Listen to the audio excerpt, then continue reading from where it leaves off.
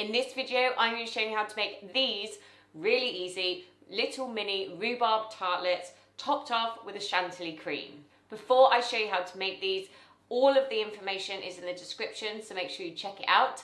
If you like what you see, make sure you subscribe and hit the notifications bell so you know when my next video is being posted. The first thing you want to do is preheat your oven to 180 degrees fan. And for the shortcrust pastry, I am using pre-bought and rolled shortcrust pastry. So if you want to make your own, that's absolutely fine, but for time and ease, I'm going to be using this type of pastry. You want to sprinkle over some flour onto the work surface, and you want to roll out your pastry from the packet and then place it on top of this flour.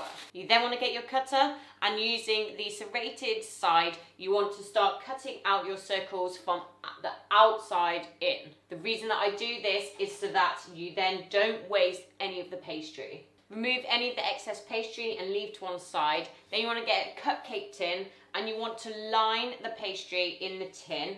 Make sure that you press down so there's no air left inside. That amount of pastry should make 10 of the tarts. So you want to roll out the excess pastry so then you can get the other two so you've got a full set. While they're chilling, you want to get on with your rhubarb compote filling, and you want to chop up your rhubarb into about 1 centimetre size piece. Heat your saucepan up to a medium to low heat, add up your chopped rhubarb, and then you want to add in 55 grams of caster sugar. Give this a good stir and make sure that all of the rhubarb is coated in the sugar. Now you want to cook this on a low to medium heat for about 4 minutes until the juices of the rhubarb starts to show.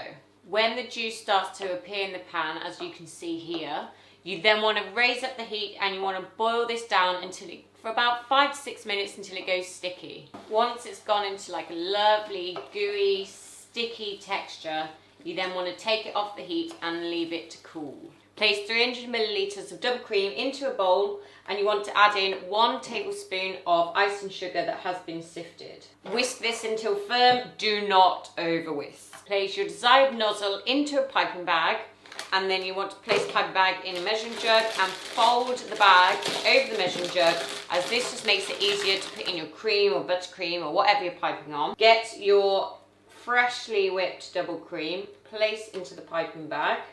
Remove the piping bag from the measuring jug. Carefully squeeze down your double cream, being careful not to get it out the end, and place in the fridge until you're ready to use. Remove your pastry out of the fridge, and you want to prick each case with a fork.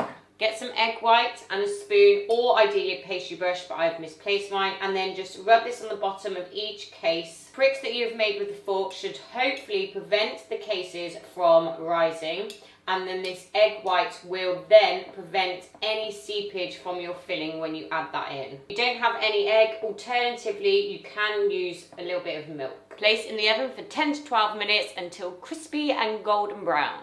Once you've let them chilled, you then want to spoon in your rhubarb compote. Get your cream out of the fridge and then top each tart with the cream. And there we have it, some mini rhubarb tarts topped with some chantilly cream. See how easy that recipe was? These would be amazing if you have guests around and you can all nibble on one. If you want to make them bigger, you've got bigger tart tins, then obviously do the same thing, just make them a little bit bigger. I cannot wait to try one of these. These are just amazing. You've got that short, crumbly texture from the pastry. You've got that sweet but then sharp filling from the rhubarb, and then the creamy chantilly cream on top. It is literally amazing, especially rhubarb is in season now in the UK. Make the most of it. I urge you to try this recipe. I will see you in my next video.